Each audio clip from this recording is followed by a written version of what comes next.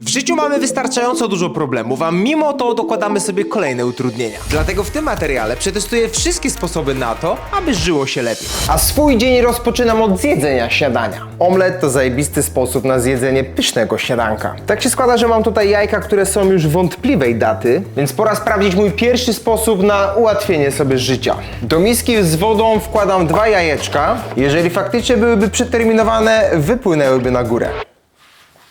Tak się składa, że są one na dnie, nie wypływają, jeżeli by wypłynęło, byłoby tak, więc śmiało można je zajadać. Ja już przygotowałem sobie miksturę na omleta, oczywiście z dodatkiem białeczka, żeby było mocno proteinowo, ale jeszcze chciałbym dodać dodatki do środka, takie jak owoce. I tutaj z pomocą ma mi przyjść sposób na ułatwienie sobie życia. W momencie, kiedy jeszcze to nie jest dopieczone, podnosimy, dodajemy dodatki i tą górę dajemy na górę. To powinno sprawić, że dodanie dodatków do środka będzie idealne, nic nam nie wypłynie, a wszystko będzie zamknięte mocno w środku. Patelka elegancko nagrzana, no i teraz przelewam masę na patelnię. No i teraz trzeba znaleźć idealny moment, żeby właśnie to było już troszeczkę przypieczone, ale jeszcze płynne. Myślę, że to będzie najcięższe, żeby spróbować. Nie, jeszcze nie. Kurde, nie wiem, czy mi się to uda. Jakiego mam stracha, człowieku. Czekamy jeszcze chwilę. Nie, jeszcze nie, jeszcze nie.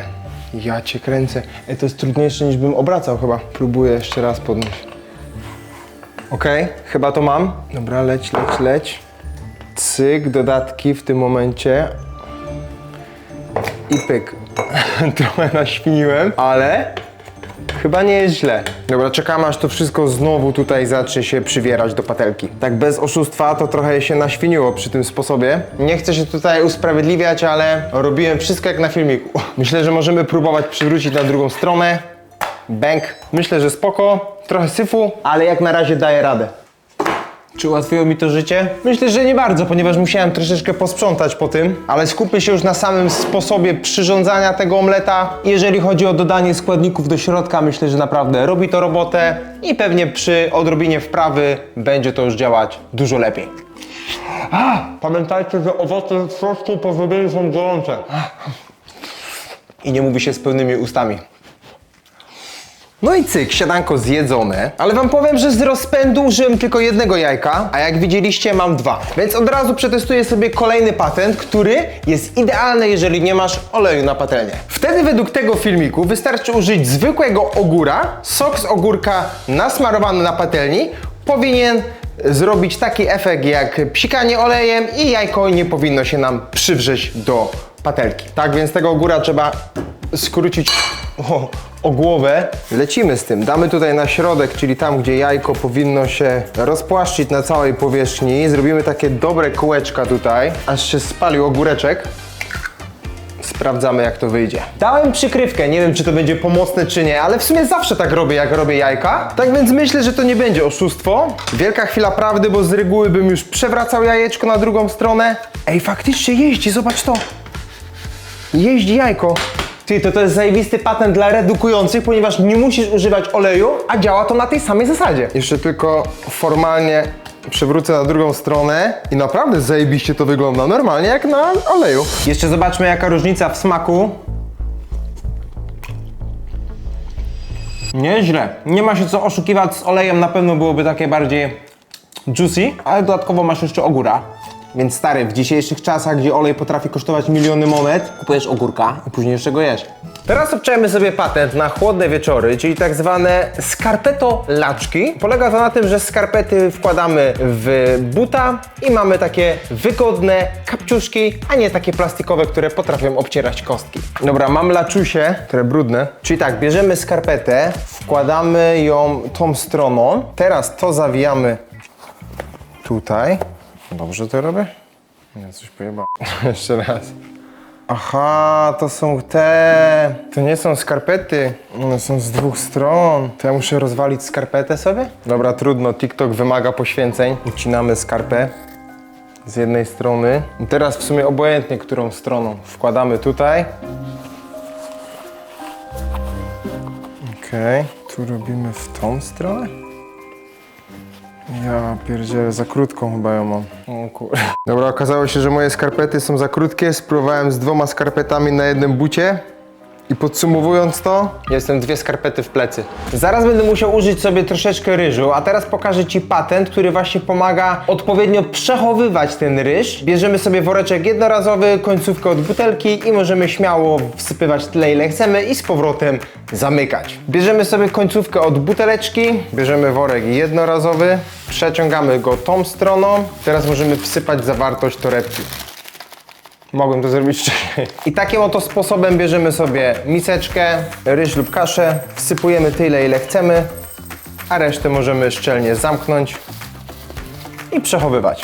To jak najbardziej fajne, tylko szczerze mega słabo to wygląda. I właśnie boję się, że jak będę to odkręcał i zakręcał, to ten plastik popęka. Tylko patrzcie, tak jak mówiłem, po 3 zakręceniach już jest ten plastik uszkodzony i myślę, że może to wpływać na jakość przechowanego produktu.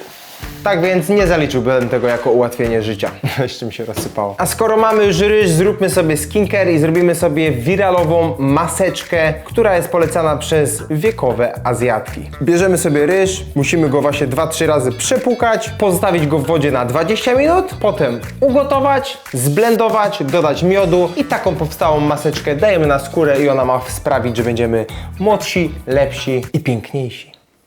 Ryż został przepłukany około 4-5 razy. Teraz zalewam go wodą i czekamy te 20 minut, aż napęcznieje. I po 20 minutach wstawiamy teraz wodę z wrzątkiem oraz ten namoczony ryż dajemy tutaj do środka. No i teraz całość gotujemy. Dobra, więc ryżyk ugotowany, teraz go tylko trzeba zblendować. Pęk! Taka piękna, zblendowana masa. A do tego teraz dajemy łyżeczkę miodu. No i wszystko elegancko mieszamy. No i to będzie nasza maseczka. A tak dokładnie to moja. Dobra, mam tu przygotowaną swoją miksturę. Szczerze? Ja bym to zjadł. Trzeba się odpowiednio przygotować. Odsłonić twarz. O, myślę, że tak będzie idealnie. Nakładamy. Tam było tak, że oni nakładali sobie śmiało tego na buzię. Wszędzie. Dobra, tak myślę, że elegancko. Daję teraz sobie jakieś 15-20 minut, żeby to poleżało i zobaczymy, jak będzie skóra wyglądać po. Dobra, najwyższa pora zmyć tą maseczkę. O, gościu, jestem ciekaw, czy się nie ubrudzę. Pewnie się ubrudzę. Dobra, maska zmyta, tak wyglądam po. I teraz widzisz porównanie przed oraz po. Dla mnie czuję, że mam skórę taką bardziej delikatną, nawilżoną. Nie wiem, myślę, że długotrwale stosowane może dawałoby jakieś efekty, ale mam słodko koło ust. Myślę, że z racji tego, że te składniki są ogólnodostępne, to można to zaliczyć jako fajną maseczkę odżywczą i zaufać babeczkom z Azji. O, delikatniutka buźka. Teraz mamy patent, który pomoże nam składać koszulki, a tak naprawdę to ja jestem fatalny, jeżeli chodzi o składanie koszulek. Zawsze tego nie potrafiłem, a tutaj jest sposób, który pokazuje, że wystarczy w 3 odpowiednich miejscach chwycić koszulkę i jest ona złożona. Tak magicznie. Tak więc wezmę sobie koszuleczkę. Tu mamy punkt A, tu jest B, a tu jest C. Ten pasek tutaj zostawiamy. Bierzemy punkt A, punkt B, teraz C.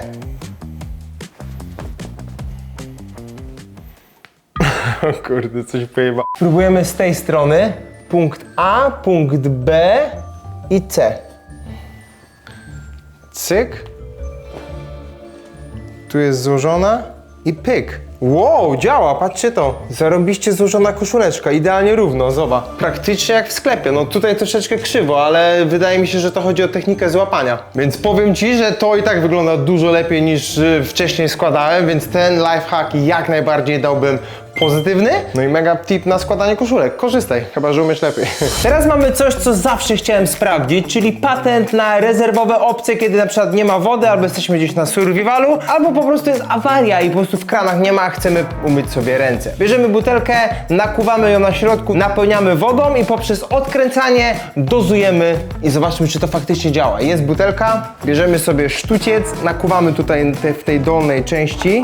Teraz napełniamy wodą. O kurde, nawet naciśnięcie sprawia, że to leci. Ej, działa. Tylko po prostu trzeba dobrze wykręcić te dziury i w odpowiednim miejscu, ale działa, patrzcie. Odkręcam. Normalnie można rączki sobie pukać, ale tak niefortunnie otworzyłem, albo i fortunnie, bo można 2 jednocześnie sobie opukać i zamykamy. Szczerze, zajebiste, jeżeli chodzi o jakieś warunki survivalowe, albo właśnie w takich akcjach, gdzie nie ma wody. Teraz mamy patent, który pozwoli nam sprawić, że zawsze miarka będzie na samej górze opakowania. I tak się składa, że muszę przyjąć teraz dzienną porcję kolagenu. Otworzę sobie smak malinowy kolagenu z KFD. Pamiętaj, kod IFY oddaje Ci rabatcik przy zamówieniu na wszystko, na cały sklep. A patent polega na tym, że z jednej strony robimy sobie iksik, żeby ta miarka mogła się tutaj osadzić. No i teraz tą drugą połowę, którą mamy nieoznaczoną, po prostu odcinamy i powinno to wyglądać mniej więcej tak. Tutaj miareczka akurat jest na górze, więc nie ma tego problemu, ale chyba potrzebuję troszeczkę większy otwór na tą miarkę. Jeszcze potężne miarki w tym KFD ci powiem. Ok. I miareczka elegancko schowana i możemy teraz zamykać suplement. I teraz patrz, otwieramy suplemencik i miareczka elegancko jest na górze. No jest to po prostu bajka patent. Bierzemy tylko miarkę, nakładamy tyle, ile potrzebujemy. Ja sobie biorę 3 miareczki. Teraz odkładam tutaj i zamykam. I przy okazji zdegustujmy sobie smak malinowy, a tak dokładnie to truskawka malina. Zobacz, jaka super rozpuszczalność. No i w takiej ciepłe dni to jest mega orzeźwiające. To jest kolagen, który pijemy dzień w dzień. Ten patent jak najbardziej zaliczony i mega ułatwia życie. Nie szukasz miarki. Teraz mamy sposób na pączki, kiedy nie mamy ich w domu. Możemy zrobić je z chleba tostowego. Wystarczy wziąć ten środek, dodać wody, następnie usmażyć i teoretycznie wychodzą z tego pączki, które są równie dobre co zwykłe. Tak więc bierzemy chleb tostowy. Tam było pokazane, że z takiego jednego środka zrobimy, ale dla pewności wezmę 2 kanapki. Odkrajamy kanty. Teraz dodajemy troszeczkę wody. Powinno nam się ugnieść takie ciasto właśnie na donuta, żeby móc sobie uformować go. Tam robili taką kulkę. O, kurde, coś mi nie chce wyjść. Chyba to trzeba dobrze rozgnieść, według mnie, żeby wyszło takie ciasto. Ej, wyszło coś. Coś na wzór pączka wyszło. Myślę, że jakby się lepiej to ukształtowało, to byłoby ciekawiej. Spróbuję zrobić lepsze kółko. O, dobra, mam. Wyszedł mi taki pączulek. Ja spróbuję zrobić sobie we frajerze. Jak mamy smażyć, to możemy też smażyć powietrzem. 190 stopni, a czas damy może z 7 minut. Najwyżej będę sprawdzał, żeby się nie przypiekło. Dobra, pączek się zrobił, jest trochę blady, ale to z racji tego, że robi się we frajerze, ale na smak to nie powinno jakoś za dużo wpłynąć. Teraz mamy tutaj cukier z cynamonem. Elegancko go z każdej strony namoczyłem jeszcze go, żeby się ten cukier przyczepił. Nie chce się przykleić ten cukier, co jest? Dobra, dałem trochę miodu, żeby przykleił się ten cukier. Teraz powinno to się udać. No i mamy cynamon, cukier i wielki test smaku. Tak się prezentuje pączuś. No wyszedł ciekawie. Dobry. O, kończy. Ej, naprawdę wyszło to smaczne. Jak jeszcze wersja z frajera. Jak macie ochotę na coś słodkiego, to naprawdę jest petarda opcja. I jeszcze jakie makro. Sam chleb tostowy i cukier. To jak najbardziej zarąbisty patent. Dobra, patrzcie to, mój frajer nie należy do najbardziej czystych, więc od razu sprawdźmy sobie patent na czyszczenie. Bierzemy cytrynę, kroimy ją w ćwiartki, sok jeszcze wyciskamy, dajemy sodę oczyszczoną, troszeczkę płynu do naczyń i wszystko zalewamy wodą i wstawiamy do frajera. Nigdy tak nie czyściłem, więc zobaczymy, a powiem Ci, że frajera mega ciężko doczyścić, zwłaszcza jeżeli robisz coś tłustego. Bierzemy sobie cytrynkę, tu wyciśniemy. Tą cytrynę całą ładuję też na połówki. Myślę, że im więcej cytryny, tym lepiej. Jestem ciekaw, czy to będzie faktycznie działać. Szczerze wątpię, ale może. Dobra, teraz daję sodę oczyszczoną. O, już jakaś reakcja chemiczna zachodzi. Teraz to zalewamy wodą. Zalewam to tyle, żeby przykryło tą tackę. Płyn do naczyń. Dobra, i teraz całość z powrotem do frajera. Tak to się prezentuje. Kurde, nie wiem na ile dać. 10 minut, 200 stopni, powinno być ok. Czas się skończył, praktycznie był dwukrotnie dłuższy niż na filmiku. Na pierwszy rzut oka to nie wygląda, jakby coś się miało wyczyścić tutaj. Cały czas te brudy tutaj są, nie wiem czy ty to widzisz, spróbuję ci rozjaśnić, widzisz? Brudy cały czas są, ale może to będzie łatwiej teraz w czyszczeniu. Jak mam być szczery, troszeczkę tego brudu zeszło, ale ci rozświetlę, zobacz, nie jest to idealnie. Uważam, że dużo lepszy efekt jest w zmywarce. Sporo tego syfu tu pozostało, a uwierz mi, starałem starałem się to mega wyglancować, a jednak brud się nadal trzyma. Jednak zmywarka to zmywarka, a najlepsze to są w ogóle wkłady do frajera, wtedy ci się nie brudzi, chociaż wtedy już to powietrze tak nie przypływa, jak ma to robić. Więc tutaj niestety nie zaliczyłbym tego lifehacka. Teraz opcja dla osób, które mają problemy ze sprzątaniem. Wystarczy, że weźmiesz stopę, włożysz ją pod zlew i możesz skarpetą śmiało lecieć listwy. Nigdy nie czyściłem listwy w domu. Kto tak zrobił, niech napisze teraz w komentarzu. Ja też. To wtedy będę wiedział, że nie jestem sam. Oficjalnie się do tego przyznaję, że nie lubię sprzątać. Tak się składa, że mam tą odciętą część. Mam nadzieję, że to mi wystarczy. Idealnie na palce. Trzeba tylko zmoczyć to pod zlewem i lecimy z listwami.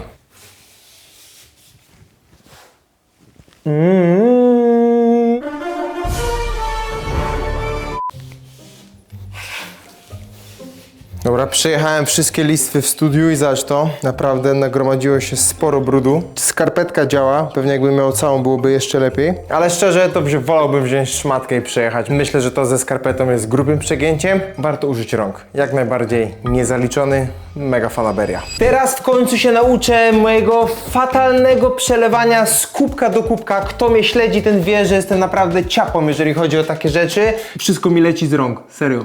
I wszystko jak przelewam, to wylewam na podłogę. A według tego filmiku jest prosty patent, wystarczy dać łyżeczkę i bezproblemowo przelewasz z kubka do kubka. Czy tak będzie? Nie wiem, choć się domyślam. Oby to działało, bo już mam dosyć wycierania. Dobra, patrzcie. Łyżka, szklanka. Jak to mi nie wyjdzie, to jestem gapą, nie? No nie działa idealnie. Nie wiem, czy mniejszą łyżkę, czy co? Może tak spróbuję. Nie idealnie. I tak kapie. A bez? Nie no, po prostu dramat. Jak najbardziej niezaliczony.